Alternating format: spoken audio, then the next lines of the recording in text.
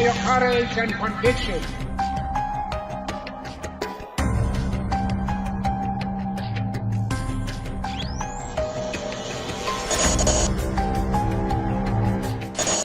Bonsoir et bienvenue dans Décryptage.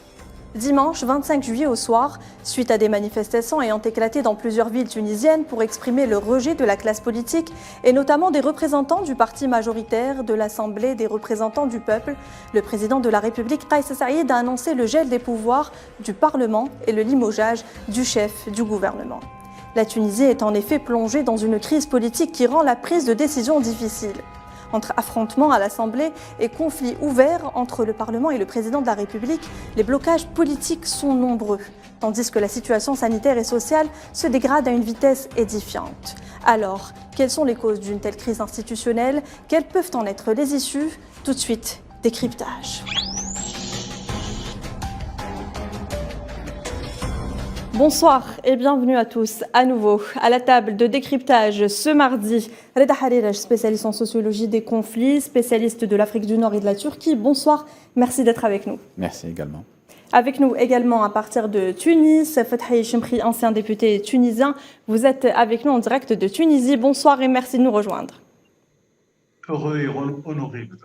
Et avec nous également en direct de Tunisie, Youssef Tlili, vous êtes constitutionnaliste tunisien. Bonsoir et merci d'avoir accepté notre invitation. Bonsoir à vous et à vous tous vos téléspectateurs et téléspectatrices. Merci beaucoup. On rentre directement dans le vif du sujet, Monsieur Hariraj. Quelles étaient les conditions socio-économiques qui ont mené à ce fameux 25 juillet en Tunisie ? Il faut dire que la situation économique d'une manière générale s'est dégradée en Tunisie ces dernières années, à tel point que le pays a été obligé, la Tunisie, qui est un pays qui est lourdement endetté, a été obligé de solliciter un quatrième plan d'aide en l'espace de 10 ans, sur fond de crise sanitaire aiguë, qui a été gérée de manière approximative par l'ancien Premier ministre.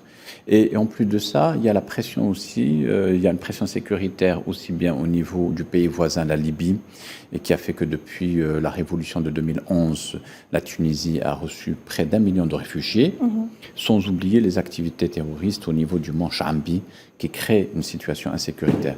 Donc il y a 3 défis qui se sont posés au régime tunisien. Le premier défi, il est donc économique, avec la dégradation sérieuse de la situation interne en Tunisie. Le deuxième défi, il est de nature sécuritaire, la guerre en Libye. Et enfin, le troisième point, la situation sanitaire qui a pris un tournant très délicat au cours de l'été 2011. Et ce sont ces 3 éléments qui ont poussé le président de la République tunisienne à passer à l'étape suivante. Et justement, le président tunisien Kais Saïed hier a prononcé un discours très attendu en Tunisie. Alors j'ai noté quelques points essentiels. Le Parlement restera suspendu jusqu'à l'organisation de nouvelles élections, ce qui revient de facto à dissoudre la Chambre actuelle que le président tunisien avait gelée le 25 juillet justement. De nouvelles élections législatives auront lieu le 17 décembre 2022 sur la base d'une nouvelle loi électorale. Accélération de la lutte contre la corruption. Il a mis en garde la justice qui ne ferait pas son travail selon Kais Saïed, et également donc cette consultation populaire du 1er janvier 2022 au 20 mars, le 20 mars qui, je vous le rappelle, est la date d'indépendance tunisienne. Quelle est votre lecture de ce discours avant de l'entendre justement, d'entendre les principaux points abordés par Kais Saïed? Quelle est votre lecture, M. Hariraj? En fait, c'est un gage que le président de la République tunisienne donne aussi bien à l'opposition qu'au peuple tunisien pour leur dire qu'actuellement, il est en train d'assumer des responsabilités qui sont très délicates. Et ces responsabilités-là, il a été poussé à un moment donné à les prendre, mais que le retour vers la légalité constitutionnelle pleine et entière va avoir lieu avec le consentement aussi bien des partis politiques tunisiens, de la société civile tunisienne, que des citoyens tunisiens. Donc c'est un désir de revenir. Le président Kais est à la recherche d'un consensus national. Très bien, on va écouter tout de suite Mabrouka Khadir. Vous êtes journaliste tunisienne, j'espère que vous êtes avec nous. Quels sont les principaux axes qui ont attiré l'attention des Tunisiens? Vous étiez ce matin dans les rues tunisiennes, dans la capitale Tunis, pour avoir justement les premières impressions des Tunisiens. Bonsoir à vous. Bonsoir à vous tous. En fait, Je viens de prendre quelques interviews aujourd'hui dans la rue à Tunis, la capitale, et bien sûr, j'ai trouvé que les Tunisiens sont divisés en deux. Il y a ceux qui sont rassurés avec l'agenda qui a été déclaré de la part du président de la République hier soir, et il y a ceux qui ont dit que on va attendre encore peut-être toute une année pour résoudre les problèmes économiques, sociaux, et que le pays n'est pas vraiment apte aujourd'hui d'attendre tout ce temps-là. Et il y a ceux qui ont dit vraiment qu'il n'y avait pas dans le discours du président de la République des paroles ou des décisions sur les niveaux économiques et social. Et ça, c'est un vrai souci pour tous les Tunisiens qui n'attendent pas vraiment des procédures ou des mesures politiques, plutôt des mesures économiques, parce qu'ils craignent que la crise économique actuelle s'aggrave de plus en plus pendant cette année, pendant l'année 2022. Et il y a ceux aussi qui considèrent que le fait d'entrer dans une nouvelle phase politique au niveau de la Constitution et au niveau aussi des élections législatives prochaines, ça pourra aussi coûter de l'argent de la caisse nationale. Madame Khader, si on parlait du référendum, justement, de cette consultation populaire, quelle a été la réaction des Tunisiens ? Bon, écoutez, en fait, les Tunisiens sont divisés en deux. Il y a ceux qui voient qu'on a besoin de toute nouvelle procédure politique et que on a besoin de donner les Tunisiens une nouvelle opportunité politique avec une nouvelle confiance dans tout ce qui est parti politique. Et dans ce cadre-là, ils sont tout à fait pour les procédures prises par Kais Saïed, mais il y a des autres qui disent que on n'avait pas besoin de référendum, on a besoin de reformuler la loi électorale seulement, et pour passer directement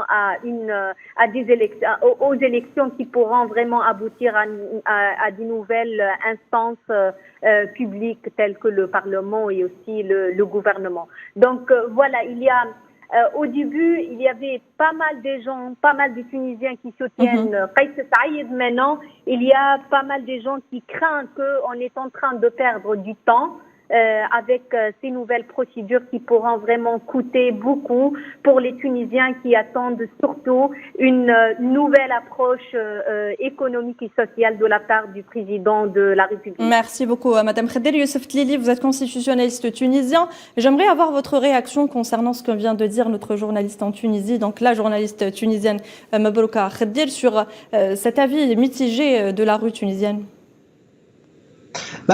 C'est normal qu'il y ait un avis mitigé parce que la situation est très compliquée et très complexe. Et on va dire que tout le monde n'a pas accès aux mêmes outils d'analyse pour pouvoir comprendre et bien interpréter la situation.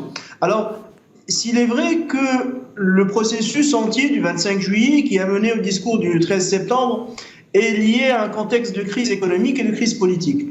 Il faut rappeler que la Tunisie est en crise économique depuis les années 2000. Depuis les années 2001, nous sommes entrés en récession. Avec la crise des subprimes, nous sommes en crise économique et ça a continué. La crise économique n'est pas nouvelle. Seulement, ce sont ces manifestations qui se sont aggravées. Ça, c'est d'un côté. D'un autre côté, la crise politique aussi est une crise politique qui est ancienne. Elle a commencé avec la question de la succession de Ben Ali dans les années 2000 pour éclater avec la révolution et donner un régime politique en fait qui n'a pas marché et qui a été très instable et qui a divisé le pouvoir, et il a mené au 25 juillet. C'est tout un processus qui s'est étalé sur près de 20 ans qui a mené au 25 juillet. Aujourd'hui, nous sommes face à une situation où nous avons une opportunité de régler la question politique. Si on arrive à régler la question politique, on va pouvoir traiter des questions économiques et sociales. Mais tant que la question politique, c'est-à-dire comment est dirigée les affaires publiques, où sont dirigées les affaires publiques et comment est dirigé l'État, n'est pas réglée, ou si on a un régime qui est moribond, ou si on a un régime en fait où personne ne gouverne et tout le monde se jette la responsabilité, nous ne pouvons pas avancer. Donc, s'il est vrai que les gens ne comprennent pas aussi, il n'y a pas eu un effort pour expliquer aux gens quelle est la situation en Tunisie. Les gens sont en train de découvrir chaque jour des événements, beaucoup d'informations, mais ni les politiques qui ont complètement failli depuis 10 ans, ni même les autorités publiques, ni ce que vous voulez, ni même les universitaires et autres n'ont expliqué aux gens quelle est la réelle situation de la Tunisie. La Tunisie est un pays qui était dans une mauvaise situation depuis assez longtemps, et là nous sommes dans un processus normal. Et nous ne pourrons améliorer notre situation économique et sociale seulement et seulement si nous réglons la question politique. Monsieur Chemkri, très rapidement, j'aimerais vous faire réagir concernant donc ce discours du président tunisien Kais Saïed. Vous êtes donc ancien député, donc quelle a été votre réaction concrètement, monsieur Chemkri? Mon point de vue, je dirais que le président Kais Saïed continue de jouer à l'apprenti sorcier. Je résume très rapidement, parce que si vous me donnez le temps d'analyser, je pourrais vous dire pourquoi je le qualifie d'apprenti sorcier. Il est certain que la Tunisie est dans l'impasse. Elle cherche une solution, et puis plus la solution tarde, plus la situation s'aggrave. Et aujourd'hui, avec les mesures annoncées par Kais Saïed, qui sont des mesures plus ou moins vagues, difficiles à mon point de vue de les mettre en pratique, alors que la situation réelle du pays, aussi bien les finances de l'État que le vécu des Tunisiens s'aggrave de plus en plus. Donc nous n'avons pas le temps de faire des raccommodements ou rien n'augure que l'avenir ou le court terme va voir une issue de la crise. Je pense que les choses vont aller en s'aggravant, malheureusement. Voilà, dans le court terme et même dans le moyen terme, voilà comment je vois la situation. Alors je vous propose tout de suite d'aller écouter les principales décisions du président tunisien Kais Saïed que nous avons sélectionnées. Donc il s'agit donc de corruption, de référendum et tout ce dont nous venons de parler. On revient juste après. قبل أيام قليلة من الاحتفال بالذكرى 11 لهذا الانفجار التاريخي غير المسبوق. أولا يبقى المجلس النيابي معلقا أو مجمدا إلى تاريخ تنظيم انتخابات جديدة. ثانيا تنظيم استشارة شعبية بداية من الفاتح من شهر جانفي القادم، وقد تم بعض الإعداد للمنصات الإلكترونية، كما بدأت بلورة الأسئلة التي أردناها أن تكون واضحة ومختصرة، وقد تم اتخاذ كل الاحتياطات لتأمين هذا الاستفتاء الإلكتروني أو الاستشارة الشعبية. رابعا يتم عرض مشاريع الإصلاحات الدستورية وغيرها على الاستفتاء يوم 25 من شهر جويلية، تاريخ الاحتفال بذكرى إعلان الجمهورية. خامسا تنظم انتخابات تشريعية إن شاء الله تعالى وفق القانون الانتخابي الجديد يوم 17 من شهر ديسمبر من سنة 22 و2000، أي بعد حوالي عام من الآن. سادسا سيتم في الأثناء وضع مرسوم خاص يتعلق بالصلح الجزائي وفق التصور الذي تم الإعلان عنه منذ سنة 12 و2000. Donc c'était le discours prononcé hier soir par le président tunisien Kais Saïed. Kais Saïed, M. Tlili, qui a mis l'accent sur la gravité de la crise multidimensionnelle que traverse la Tunisie et sur surtout la responsabilité de certaines parties dans la prolongation de celle-ci, notamment concernant la gestion de la crise sanitaire, M. Tlili. Oui, alors par rapport à la crise sanitaire, vous le savez, parce que les Algériens nous ont beaucoup aidés pour sortir justement de la mauvaise situation où nous étions. L'ensemble de l'appareil politique était tellement bloqué et il ne pouvait pas y avoir de décision ou de prise de décision rapide.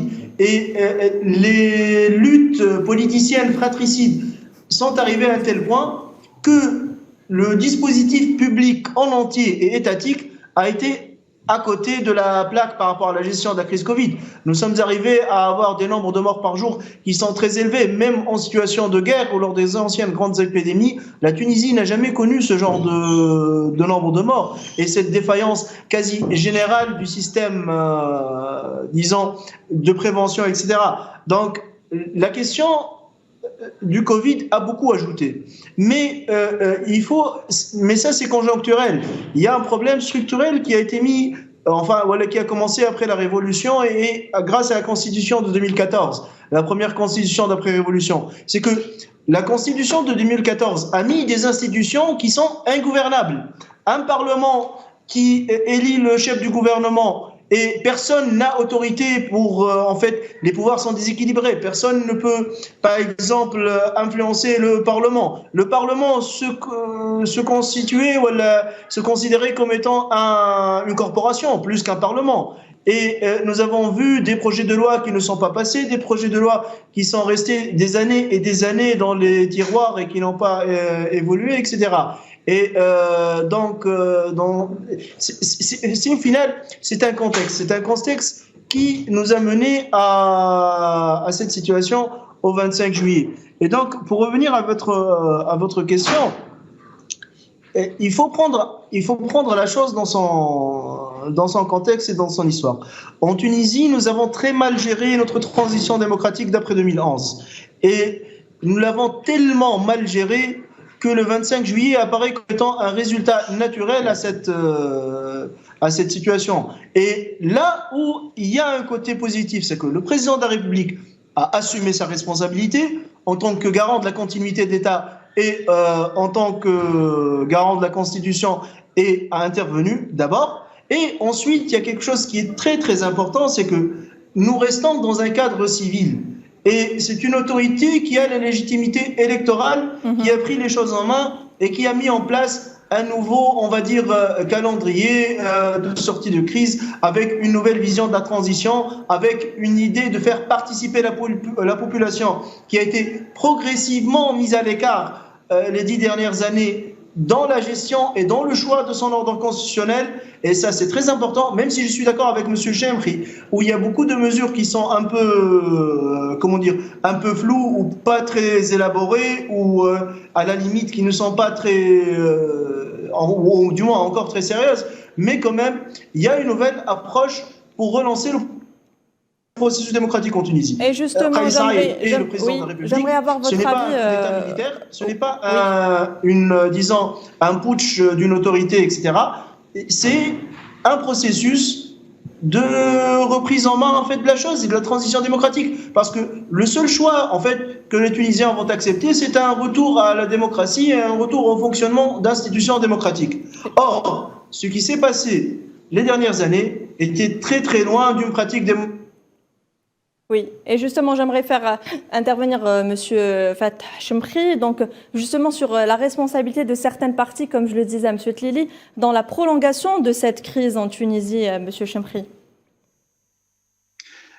Cette crise est la crise d'une société et les solutions doivent être cherchées de manière collective, c'est-à-dire les gens doivent participer à la recherche de solutions. C'est ce qu'on a commencé après le 14 janvier, c'est-à-dire que la société tunisienne, bon an, mal an, avec beaucoup de problèmes, avec peu de maturité politique, etc., nous avons commencé à l'intérieur d'institutions. On a essayé de mettre des mécanismes pour essayer de sortir notre pays de l'impasse. Et bien entendu, beaucoup d'erreurs ont été faites. Je pense notamment aux islamistes, au parti Nahdha, qui a eu une opportunité historique de diriger de manière importante le pays, mais qui a complètement échoué. Et aujourd'hui, je dirais que le parti islamiste sème ce qu'il a récolté. Il a semé le vent, il récolte la tempête. Kais Saïed a bénéficié de ce rejet massif populaire de les 10 années de Nahdha. D'autres partis ont une responsabilité aussi. Moi, je dirais aussi que tout le monde, tous, gauche-droite, on a une responsabilité plus ou moins grande chacun. Aujourd'hui, c'est le point de vue d'une seule personne qui s'impose à toute une nation dans une situation grave, difficile, où le pays risque de partir en éclats à tout moment. Je pense que le président Kais Saïed continue de vivre dans sa propre sphère, dans son monde à lui. Il ne parle pas, il ne communique pas. Hier, il nous a pris par surprise. Il a fait son allocution, il a prononcé, donc, il a annoncé son point de vue, sans consulter, sans parler, sans rien du tout. Donc, c'est lui, il dit que le peuple le soutient, le peuple le suit. Donc, il pense qu'il est, il a un mandat d'homme, de sauveur suprême. Il ignore la réalité des choses. Je n'ai pas le temps pour développer, dire combien de fois, quand il parle de choses qu'il ne connaît pas, qu'il fait marche arrière, qu'il tâtonne, vraiment il tâtonne. Donc aujourd'hui, voilà, ce qu'il propose ne rassure pas du tout. Il n'apporte pas il ne met pas le doigt sur les questions essentielles. Je pense que le problème en Tunisie n'est pas le manque de solutions. Les solutions ont été proposées à droite, à gauche, etc. Le problème, par exemple, à mon point de vue, c'est l'impossibilité, les difficultés d'appliquer. Est-ce qu'il n'y aurait pas une situation d'urgence qui menace sur l'intégrité de l'État national tunisien? Moi, je crois pas. Décision, ce que je veux dire. Je crois pas à cela. Je crois que le vrai problème, ou un des principaux problèmes de la Tunisie, c'est l'État tunisien lui-même. C'est un État qui est un État bureaucratique, un État qui aujourd'hui coûte cher à la société. C'est un État qui est le berceau, qui est le foyer de la corruption. C'est l'État lui-même qui est le problème majeur en Tunisie. Donc, l'État n'est en rien menacé. C'est la société qui est menacée par cet État. Aujourd'hui, excusez-moi, est-ce que je peux intervenir? Oui, bien sûr, Monsieur Harel, je voudrais réagir à vos propos, Monsieur Chemri. Oui, Monsieur Chemri, bonsoir. Je voudrais juste mettre l'accent sur le point suivant. Le président de la République tunisienne, en fait, il adopte plutôt une posture d'arbitre. Hein. Il n'est pas du tout dans la situation du guide suprême qui est là et qui a les solutions toutes prêtes, puisque la décision qu'il a prise hier de s'adresser directement au peuple tunisien et à la société tunisienne, ça consiste tout simplement à solliciter ses concitoyens pour trouver des solutions ensemble.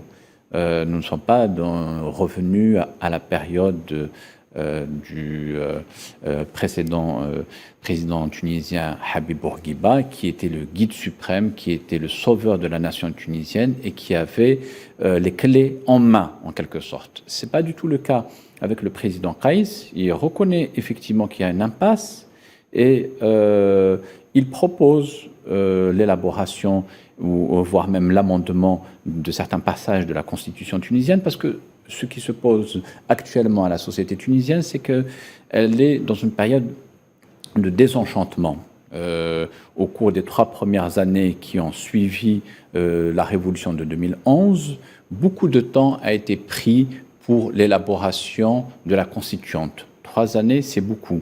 Et en termes économiques, c'est du temps qui a été pris sur l'efficacité de la gestion d'une société. C'est le premier point. Et puis, deuxième point aussi, se pose la question de ce régime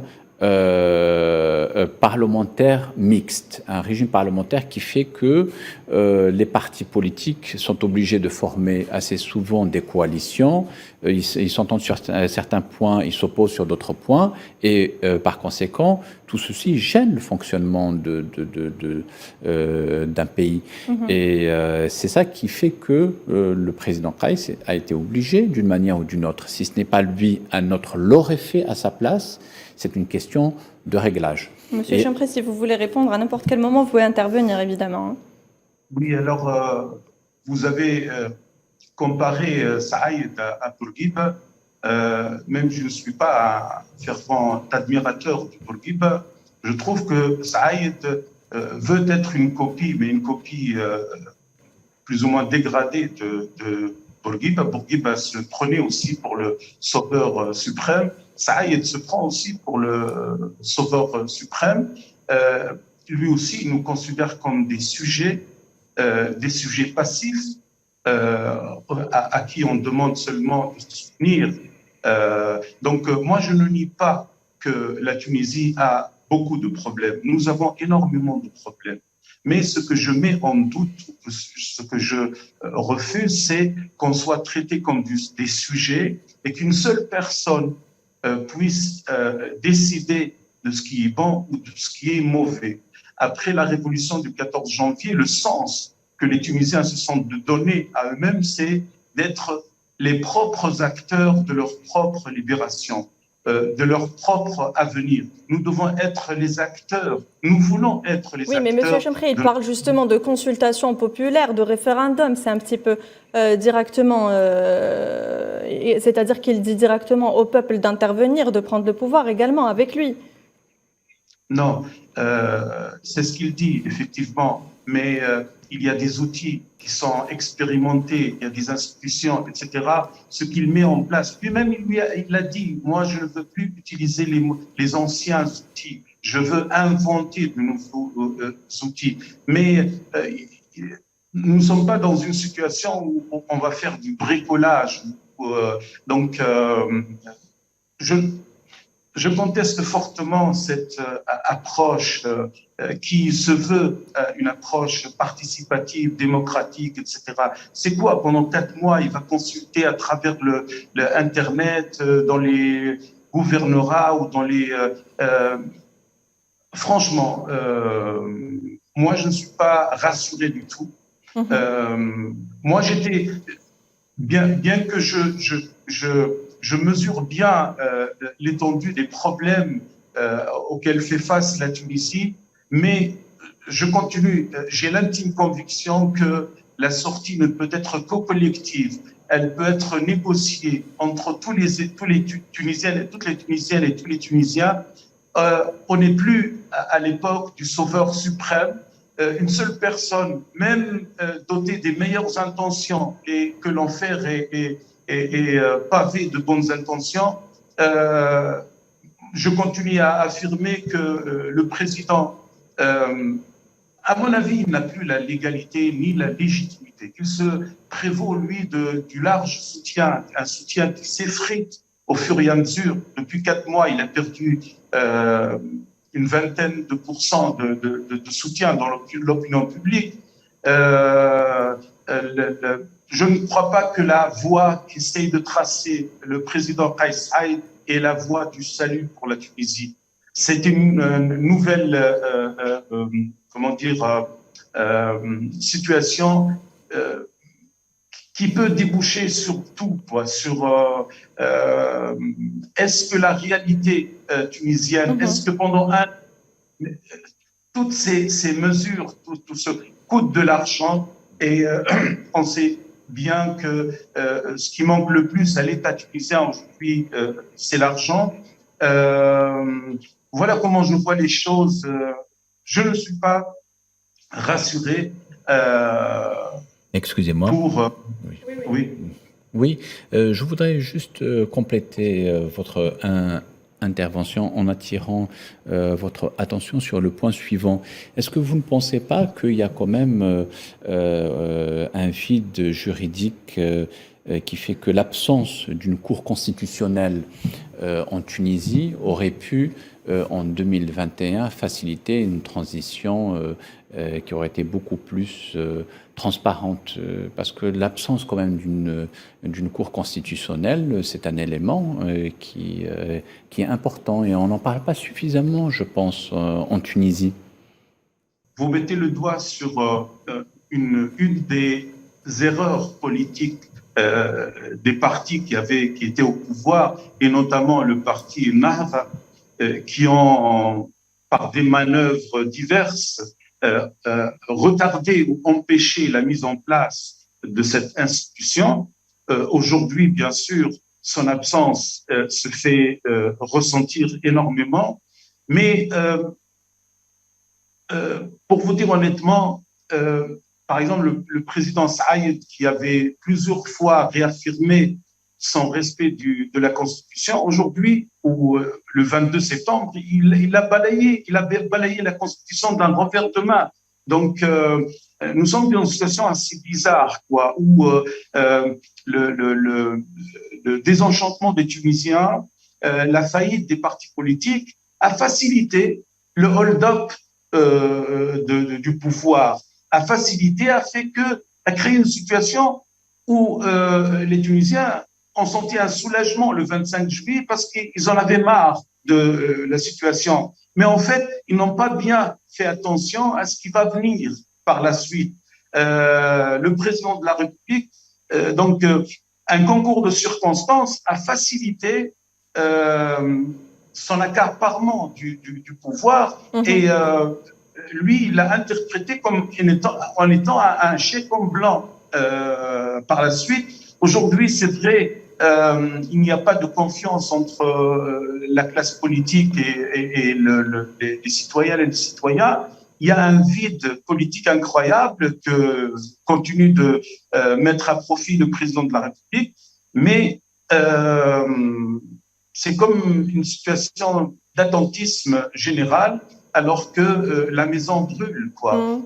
Moi, c'est mon intime conviction. Hein, Merci, Monsieur Chemri, merci beaucoup. Monsieur Tlili, si vous êtes toujours avec nous, donc cette crise qui était latente a connu un rebondissement justement important le 25 juillet dernier, nous venons de le dire, après que le président ait décidé donc de geler les activités du Parlement en application de l'article, je le rappelle, 80 de la Constitution.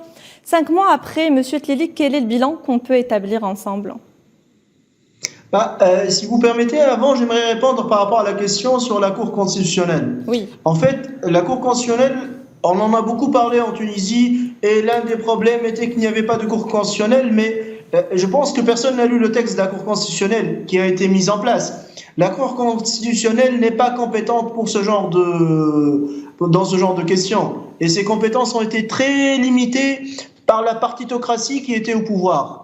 Et donc, elle était complètement inefficace. Nous avions un régime politique dont la philosophie principale était le blocage, où tous les pouvoirs devaient être bloqués pour ne pas avancer. Nous étions dans une situation en 2014 où la majorité à l'Assemblée nationale constituante allait perdre les prochaines élections. Elle en a été consciente et elle a réussi à faire une constitution de blocage institutionnel. Et c'est normal, quand on a une situation de blocage institutionnel, qu'en définitive, ça se termine comme ça. Le 25 juillet, si vous voulez, c'était un résultat naturel et attendu par rapport à un régime politique qui était au final réactionnaire et bloqué. Après, aujourd'hui, il faut nuancer un peu le propos. Et s'il est vrai que je pense particulièrement que le président Saïd aurait dû consulter au moins l'UGTT et les autres grandes organisations nationales. L'UGTT, c'est le syndicat des travailleurs tunisiens, parce qu'ils sont réellement représentatifs de leurs adhérents, mais aussi représentatifs de quelque chose, d'intérêts de Tunisiens qui peuvent être discutés. Et ce qui n'a été pas fait, et il faut travailler avec les corps intermédiaires, nous n'allons pas réinventer de nouvelles formes de démocratie. Mais en même temps, dire qu'il n'y a pas de consultation, le président Saïd a essayé de travailler avec les forces politiques pendant une année et ça n'a pas marché. Et les forces politiques n'ont pas du tout été gentilles avec lui. Ça, il faut aussi le rappeler. Et aujourd'hui, le fait que nous avons une feuille de route claire, avec des dates claires, avec des étapes claires, il faut approfondir, profiter de l'occasion et approfondir le débat et essayer de, même si le président n'est pas très ouvert au débat, mais il faut essayer de le relancer et débattre sereinement des modalités de chaque étape et débattre avec lui parce que aujourd'hui, non seulement c'est la source du pouvoir, c'est le pouvoir, il n'y a pas d'autre pouvoir en Tunisie aujourd'hui, mis à part le président de la République. Et jusqu'à aujourd'hui, il n'a pas manifesté, disons, de volonté autocratique. Et il essaie toujours même s'il n'arrive pas à discuter avec les gens et les gens n'arrivent pas à discuter avec lui, mais aujourd'hui en Tunisie, le climat des libertés n'est pas menacé, la liberté d'expression n'est pas menacée, l'opposition, même à Kais Saïed qui l'appelle de putschiste, organise des manifestations. Yani, la situation aujourd'hui en Tunisie, nous ne sommes pas dans un régime autoritaire et ce n'est pas la fin de la démocratie.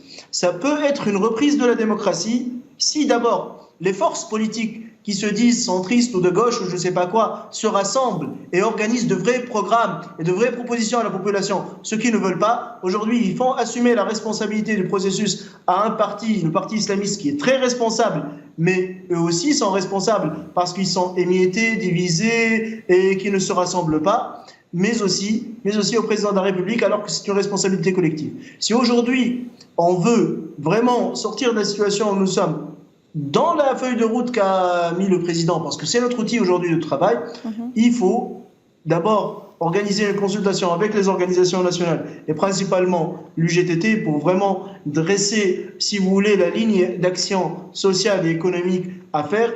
Mais il faut aussi que les gens d'abord discutent entre eux et élaborent des programmes et élaborent des propositions. Nous sommes restés, les 10 dernières années, nous avons quasiment eu aucune proposition politique différente les unes des autres. Toutes les propositions politiques se ressemblaient et sur le plan économique et social, les programmes économiques de tous les partis se ressemblaient. Vous pouvez aller voir les votes de l'Assemblée nationale, de l'Assemblée des représentants du peuple. Vous allez avoir tout le monde qui vote sur les prêts ou sur un certain nombre de prêts. Yani, personne n'a un programme économique et social. Monsieur Tlili, est-ce que justement, est-ce que le président tunisien perd en popularité? Je ne pense pas. Les Tunisiens ont été appelés en vain par certains partis, principalement Qalb Tounes et Ennahda, à se soulever contre leur président, contre ce qu'ils qualifient de coup d'État, entre guillemets, qui aurait été orchestré par Kais Saïed avec l'appui de certaines puissances régionales, Monsieur Tlili. Excusez-moi, je ne vous ai pas entendu. Vous n'avez pas entendu ma question ? Le début de la question, je ne vous ai pas entendu, excusez-moi. Alors, je parlais justement de perte de popularité. Vous dites que les citoyens ne sont pas contents de cette politique. Je disais que quand même, les Tunisiens ont été appelés en vain par certains partis, principalement Qalb Tounes et Ennahda, à se soulever contre leur président, contre ce qu'ils qualifient entre guillemets de coup d'État, qui aurait été orchestré par lui-même, donc par Kais Saïed, avec l'appui de certaines puissances régionales. Oui, mais ils peuvent dire ce qu'ils veulent. Et c'est de bonne guerre d'accuser la partie adverse de tous les maux. Et ces partis-là, dont notamment le parti islamiste, est connu pour avoir des liens très forts à l'international avec certains pays, notamment un pays du Golfe et une ancienne puissance coloniale. Donc, ça, c'est normal d'accuser les uns et les autres. Seulement, les faits sont têtus, comme l'aurait dit Lénine, et les choses sont là. Aujourd'hui, en Tunisie, la situation... On est arrivé à une situation de blocage institutionnel où des pouvoirs en relation très déséquilibrées ne fonctionnent plus. Et si vous voulez, c'était programmé dès le départ que ça allait s'effondrer. Nous sommes arrivés à cet effondrement. Le président de la République, en tant que garant de la continuité de l'État, a choisi l'État, la continuité de l'État. Ça, c'est quelque chose qui est très important. Et je le répète encore une fois, le fait que le président de la République, qui est une autorité qui a été élue et a fait ce pas, vaut mieux qu'un coup d'État militaire ou qu'un vrai coup d'État, de toute façon organisé par des forces de sécurité ou je ne sais pas qui. Et nous sommes dans cette situation. Nous sommes dans une situation où on peut reprendre le processus démocratique sur des bases saines, où la majorité des gens participent, ce qui n'a pas été le cas. Nous avons depuis la Révolution vu une baisse de la participation dans toutes les élections. Et ça, c'est quelque chose qui est important, qui est un processus participatif. Le processus participatif pourrait être plus renforcé si les partenaires sociaux, notamment l'UGTT, participent à l'élaboration des termes de référence de la consultation. Si les partis politiques aussi. Vous avez parlé de partis politiques, je veux vous dire quelque chose. Aujourd'hui, depuis le 25 juillet, il y a 5 mois, aucun parti politique n'a organisé de congrès extraordinaire pour redéfinir sa ligne politique ou pour remettre en cause sa direction. Parce que tout le personnel politique est responsable du 25 juillet. Mais personne ne veut assumer cette responsabilité. Et on accuse les autres de tous les maux, tout comme le public de Kais Saïed accuse ses opposants d'être des corrompus, etc. Vous avez parlé de l'UGTT, justement, la centrale syndicale, Monsieur Tlili, la centrale syndicale tunisienne. L'Union tunisienne du travail, donc l'UGTT, a montré des signes d'impatience face à cette situation en Tunisie, n'est-ce pas? Impatience, oui, parce qu'on aimerait tous être tranquilles et savoir finalement comment cette histoire va se finir.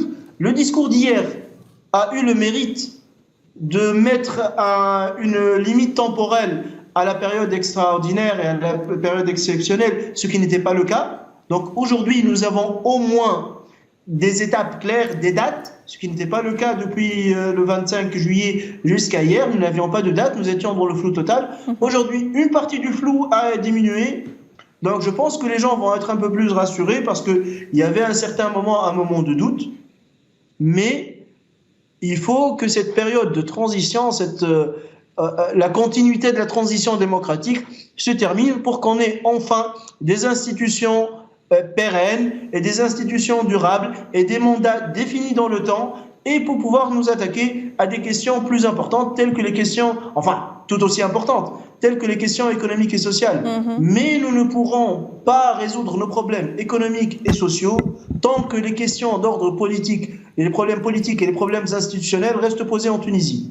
Et ça, c'est très important. On ne peut pas avancer, à moins d'appliquer à la lettre ce que nous demande de faire les FMI. Et là, on peut avancer très rapidement. Mais si on veut vraiment, et là, je pense que c'est ce que veulent les Tunisiens, un État social et un État qui intervient et qui protège les gens, où la richesse est bien partagée entre les gens, il faut régler la question politique et la question démocratique et mettre en place de vrais mécanismes de démocratie et des équilibres entre les institutions politiques pour qu'ils puissent fonctionner normalement. Merci beaucoup. J'en reviens à vous, Monsieur Harel. Je rappelle que vous êtes donc spécialiste de l'Afrique du Nord et de la Turquie. Le parti qui contrôlait la vie parlementaire en Tunisie était sans conteste Ennahda de Rachid El-Ghannouchi, ouvertement soutenu par les Qataris et les Turcs. Justement, quelle est votre analyse de l'action de cet axe en Afrique du Nord ? Il y a une distinction quand même à faire entre l'action qui a été menée par la Turquie et le Qatar, parce que le Qatar a été un des principaux pays qui ont participé donc à carrément l'attaque qui a été menée contre la Libye en 2011 contre le colonel Kadhafi. Et donc la tentative à l'époque des Qataris, c'était de prendre pied eux aussi en Afrique du Nord, en commençant par Tripoli. Mais très vite, la Turquie lui a emboîté le pas. Pourquoi ? Parce que la Turquie avait une politique également commerciale et économique assez intense vis-à-vis de l'Afrique du Nord. Et pour la Turquie, l'Afrique du Nord, c'est une porte d'entrée vers le reste du continent africain. C'est-à-dire qu'elle aussi, elle se veut être une puissance régionale. Et donc, au même titre que les autres puissances, comme aussi bien l'Iran que d'autres puissances comme la Chine, par exemple, elle veut avoir sa part du gâteau dans le continent africain. Et bien sûr, elle a commencé par ces deux anciennes possessions de l'Empire ottoman, qui étaient la Libye et la Tunisie. Et justement, on retrouve donc à peu près le même schéma dans l'ouest de la Libye, M. Harel. Dans l'ouest de la Libye, vous parlez de Tripoli. Oui, puisqu'en 2019, la Turquie est intervenue militairement et c'est elle qui a mis fin à l'offensive qui a été déclenchée par le maréchal Haftar avec le soutien des Émirats arabes unis et d'autres puissances pour s'emparer du pouvoir. Pourquoi ? Parce que le maréchal Haftar espérait éventuellement prendre la place tout simplement du colonel Kadhafi en s'emparant de Tripoli. Et puis finalement, les Turcs sont intervenus, ils ont prêté main forte à Tripoli et ils ont stoppé quasiment l'avancée du maréchal Haftar. Je vous propose à ce propos d'écouter ou de réécouter donc une déclaration de Kais Saïed sur le financement étranger. C'était hier soir, on revient juste après pour en débattre.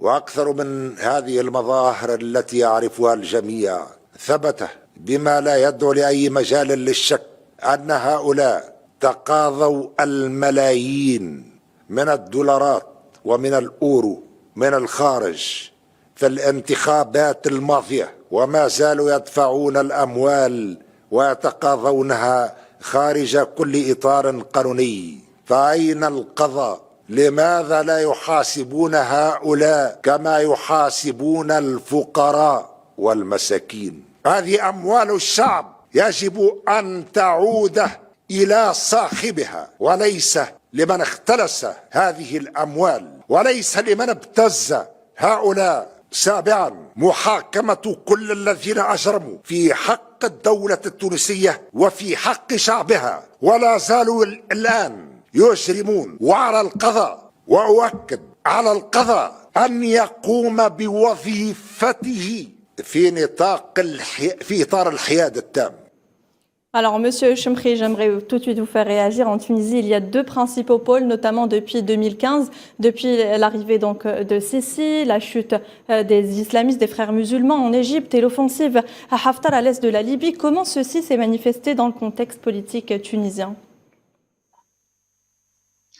Je sais que le contexte géopolitique de la Tunisie n'est pas de tout repos. C'est ce que nous avons commencé ensemble en 2011.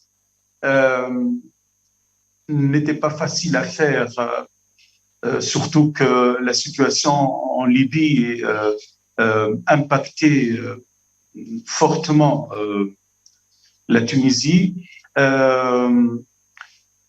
Donc aujourd'hui, on espère que les choses vont se normaliser en Libye, surtout si les Libyens arrivent à se débarrasser des ingérences étrangères, et notamment celles de la Turquie et de la France aussi.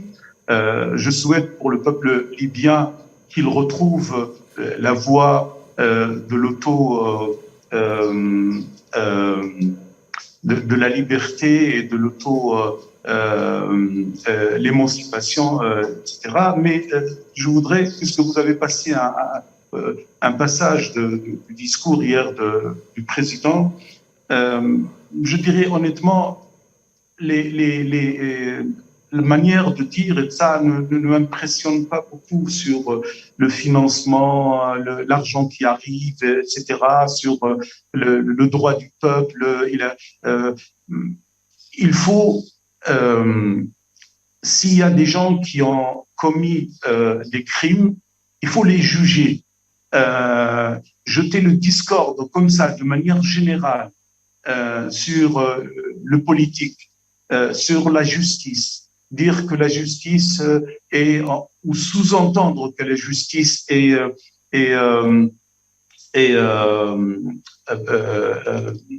participe à ce processus. Moi, je ne suis pas. Vous savez, on a eu l'expérience d'hommes politiques qui faisaient de beaux discours sur la démocratie, sur la justice sociale, etc., mais qui dans la pratique ne faisaient rien du tout pour changer la situation des Tunisiennes et des Tunisiens. Mais je ne voudrais pas vous quitter sur une note négative. Je pense que le processus que nous avons entamé en 2011 en Tunisie est un bon processus, mais il lui faut du temps pour mûrir. Les Tunisiennes et les Tunisiens ont commencé dans la pratique à agir sur les affaires qui les concernent. Nous avons beaucoup appris. C'est vrai, on a tendance à parler des aspects négatifs, des erreurs, beaucoup d'erreurs. Nous avons commis énormément d'erreurs. Mais en même temps, nous avons réussi à marquer beaucoup de points. Les Tunisiens et les Tunisiens aujourd'hui s'intéressent à la politique, aux affaires qui les concernent. Et depuis le 25 juillet, nous sommes dans un, comment dire, ce processus a été rompu par le coup de force de Saïd. Il nous a remplacés en quelque sorte. Mais je pense que ce processus reprendra son cours. J'espère qu'il ne sera pas trop tard, que nous serons dans un avenir proche retrouver la voie de l'auto-émancipation. Moi, je crois beaucoup à l'émancipation des gens par eux-mêmes. À travers les institutions, à travers des règles claires. Il faut le respect des règles, il faut des réformes, et il faut faire sauter les verrous qui se refuse à ces réformes. L'État a besoin de finances saines. Les réformes sont là, mais on n'arrive pas à les appliquer. Il y a beaucoup de résistance, beaucoup de foyers de lobbies, de forces contraires qui barrent la route de la Tunisie. Mais j'espère qu'avec nos voisins et frères et amis algériens, nous attendons la visite du président algérien dans les prochains jours, je crois le 15 ou le 16 décembre. J'espère que l'amitié historique qui lie la Tunisie à l'Algérie saura être d'une bonne aide dans ces moments difficiles pour la Tunisie, pour le bien-être de tous les peuples, aussi bien libyens, tunisiens ou algériens, dans cette recherche de la prospérité sociale et économique. Merci, Monsieur Chemkri. Justement, on va parler de cette relation entre l'Algérie et la Tunisie, une relation fraternelle, forte, qui puise ses racines dans l'histoire. Monsieur Harelech, c'est également une relation donc essentielle pour les deux parties, autant pour la Tunisie que l'Algérie sur le plan politique, économique et sécuritaire. Que pensez-vous du rôle de l'Algérie dans le soutien à la sortie de la crise en Tunisie ? Elle a un rôle qui est de plus en plus important parce que l'Algérie est intervenue au cours de l'année 2021 où elle a prêté main forte à nos voisins tunisiens qui ont été pris d'assaut par ce coronavirus et qui a fait que l'Algérie a dû les soutenir en leur envoyant par exemple de l'oxygène, du matériel médical. Elle leur vend aussi du gaz mais à un prix réduit. Quelque part, c'est une forme de subvention. Et puis aussi, il y a une coopération sécuritaire, ne l'oublions pas, qui est importante au niveau des frontières de part et d'autre et qui fait que l'Algérie, elle aussi, de son côté, depuis l'avènement du président Abdelmadjid Tebboune, essaye de reprendre la main dans sa sphère régionale. Et naturellement, la Tunisie est toute proche. Elle est proche géographiquement, historiquement, culturellement. Et ce pays-là, il ne faut pas oublier, a été la base arrière de l'ALN. Pendant la guerre de libération nationale, la Tunisie a représenté la profondeur stratégique de l'ALN-FLN au cours de la guerre donc, de libération entre 1954 et 1962. Et Monsieur Tlili, dans le même contexte, qu'est-ce que vous pouvez nous dire par rapport au rôle de l'Algérie dans le soutien à la sortie de la crise en Tunisie et dans la perspective donc stratégique commune dans un moment critique dans la région afro-méditerranéenne?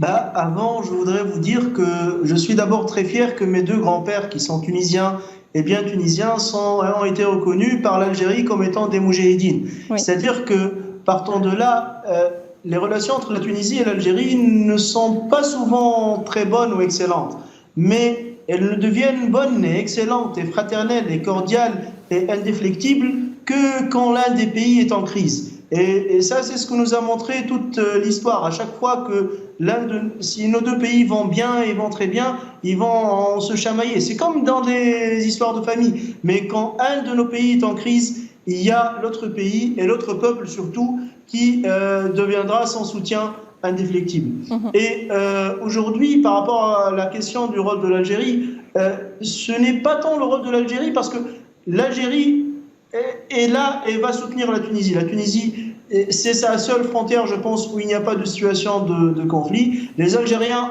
contrairement à d'autres puissances amies, ont un discours très rationnel en Tunisie et ils appellent toujours les partis à essayer d'être ensemble et à essayer de discuter de leurs divergences sans qu'il y ait d'intervention et d'ingérence étrangère. Et les Algériens sont très respectueux de la souveraineté tunisienne et n'essaient pas d'imposer leur but diplomatique sur la Tunisie. Ça aussi, c'est quelque chose qui est très très important à marquer, contrairement à d'autres pays amis ou d'autres partenaires qui ont besoin en fait d'un soutien diplomatique avancé de la Tunisie par rapport à leur conflit. Et vous savez, le Premier ministre algérien et le ministre des Finances s'est rendu tout récemment à Tunis, où il a été reçu par le président tunisien, donc Kais Saïed. Demain, Abdelmadjid Tebboune, le président algérien, effectuera une visite d'État en Tunisie. Une visite donc qui, je pense, produira des décisions importantes et débouchera certainement sur un rapprochement sans précédent que les deux peuples souhaiteraient, Monsieur Tlili. Ça c'est normal. Vous savez que l'indépendance de nos pays a été faite par des gens qui pensaient qu'à terme nous allons être tous ensemble un seul pays, de la Mauritanie jusqu'en Libye, qui pensaient foncièrement à cette unité de l'Afrique du Nord ou du Maghreb arabe. Le nom importe peu, mais à cette unité de peuples qui ont quand même beaucoup partagé et qui partageront encore beaucoup.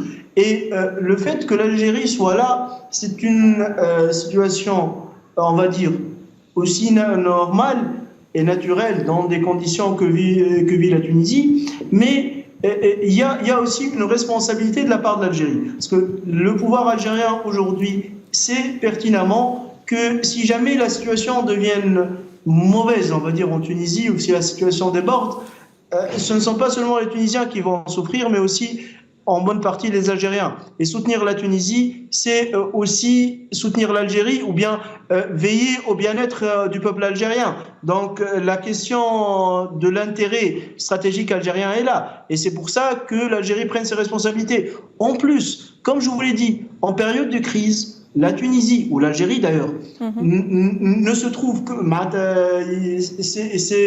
ils se font face et ils s'entraident. Et ça aussi, c'est très important. Et c'est ce qui caractérise notre relation, notre fraternité. C'est que nous pouvons être en conflit, et nous avons souvent été en conflit, mais lorsque la situation est vraiment grave dans un pays, nous ne sommes plus en pays et nous partageons et nos ressources et nos lacs. Tout à l'heure, notre collègue sur votre plateau a parlé de la révolution algérienne. Et vous savez que lorsque la Tunisie est devenue indépendante, nous avions fait des accords avec l'ancienne puissance coloniale sur certaines questions. Et l'ancienne puissance coloniale n'a pas respecté ses engagements envers la Tunisie parce que la Tunisie avait abrité les révolutionnaires algériens et l'armée de libération algérienne. Donc nous avons aussi eu à un certain moment, payé notre soutien à l'Algérie, mais nous ne le regrettons pas et si c'était à refaire, je pense que ça se refera naturellement. Parce que c'est là, où se matérialise le fait de dire que nous sommes de vrais peuples frères. Et je pense que c'est une vieille tradition, une vieille habitude de pays voisins, de pays frères, de peuples frères, de peuples voisins. En parlant de pays voisins, M. Tlili, je vais poser la même question à M. Halel ici présent. Je vous la pose d'abord à vous. Où en sont les relations entre la Tunisie et le Maroc aujourd'hui? M. Tlili? Oui. Alors, je vous ai posé la question, je vous disais, en parlant de pays voisins, où en sont les relations entre la Tunisie et le Maroc aujourd'hui? Nous avons de bonnes relations avec le Maroc.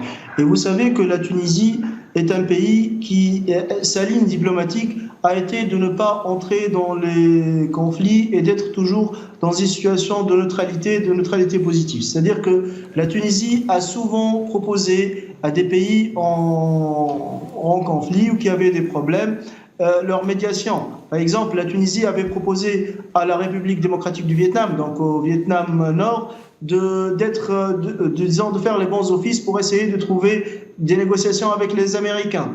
La Tunisie a toujours essayé d'intervenir dans les questions conflictuelles de façon neutre, mais aussi de façon à trouver des solutions. Sauf bien sûr dans les questions qui sont très importantes, qui sont fondamentales et qui touchent, que ce soit à la légalité internationale, donc notamment notre soutien au peuple palestinien, mais aussi notre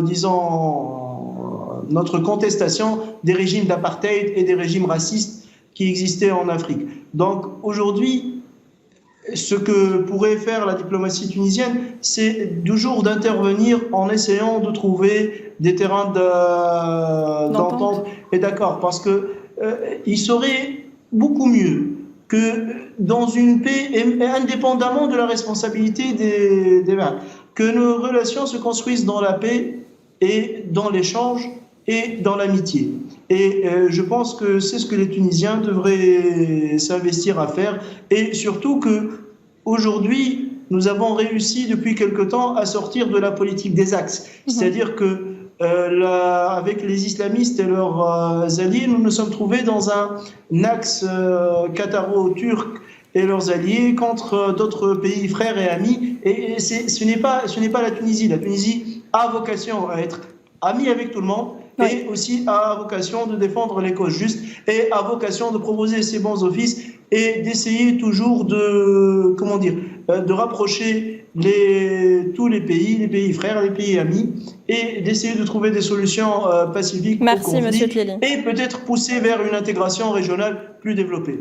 Merci, M. Tlili. Oui, M. Harel. Oui, M. Tlili a eu un développement qui était axé essentiellement sur la politique étrangère de la Tunisie, politique, diplomatie. Et de ce point de vue-là, la Tunisie observe en quelque sorte, elle pratique une politique de bon voisinage dans la région d'Afrique du Nord. Mais je voudrais quand même apporter un bémol par rapport à son intervention, parce que d'un point de vue économique, les deux pays sont de plus en plus rivaux, parce qu'ils ont des activités qui sont similaires, que ce soit en ce qui concerne le tourisme, que ce soit dans le domaine du textile, dans le domaine de l'agriculture. Et un certain nombre d'acteurs privés économiques tunisiens sont de plus en plus grincheux, parce qu'ils considèrent que depuis la révolution et la déstabilisation qui a eu lieu en Tunisie en 2011, le Maroc mène quand même une politique de détournement en ce qui concerne notamment les investisseurs. Il y a à peu près 400 entreprises qui étaient installées en Tunisie et qui ont déménagé au Maroc. Et vous avez près de 2100 investisseurs qui ont quitté la Tunisie pour s'installer au Maroc suite donc au processus révolutionnaire. C'est juste ce point-là qui était important de préciser. Merci beaucoup. Alors, on en arrive presque à la fin de notre débat. Quelles sont les pistes de sortie de crise, M. Harirish, en 3 petites lignes, s'il vous plaît, très rapidement? Les pistes, elles sont là. Tout à l'heure, j'avais parlé justement de la remise en selle d'une cour constitutionnelle, et apparemment les 2 intervenants tunisiens qui étaient en notre compagnie au cours de cette émission sont d'accord pour que la Tunisie se dote d'une cour constitutionnelle de manière à faciliter en quelque sorte les transitions en période délicate. C'est une première piste. La deuxième piste, c'est la relance de la coopération avec les pays voisins, et à commencer par l'Algérie, puisqu'il va y avoir des accords commerciaux et économiques qui vont être signés entre les 2 pays. Et ça va permettre une plus grande intégration économique. Il y a un projet d'intégration qui a été annoncé d'ailleurs par le Premier ministre algérien Ayman Ben Abdelrahman, lors de sa visite en Tunisie. Oui, tout à fait. Il est en cours d'élaboration actuellement. Et enfin, le 3e point, ça concerne tout simplement la mobilisation des 2 pays pour des questions comme la question palestinienne, puisque l'Algérie et la Tunisie sont quasiment les 2 derniers pays arabes à soutenir la cause du peuple palestinien sans vouloir l'instrumentaliser. Merci beaucoup. Reda Harirish, je rappelle que vous êtes spécialiste en sociologie des conflits, spécialiste d'Afrique du Nord et de Turquie. Merci d'avoir été avec nous. Merci pour tous ces éclaircissements. Fethi Chemri, ancien député tunisien, merci beaucoup d'avoir été avec nous. En 3 petits mots, même question. Quelles sont les pistes de sortie de crise en Tunisie, Monsieur Chemri, très rapidement, s'il vous plaît? Très rapidement, je crois à la souveraineté populaire. J'espère qu'elle ne tardera pas à revenir. Je pense que l'Algérie, le gouvernement algérien peut être d'un soutien et un partenaire efficace pour aider à cette sortie de crise. Et je l'appelle de tous mes voeux, et je sais que beaucoup de choses lient les 2 peuples tunisiens et algériens, et je reste confiant. Merci beaucoup, Monsieur Chemri.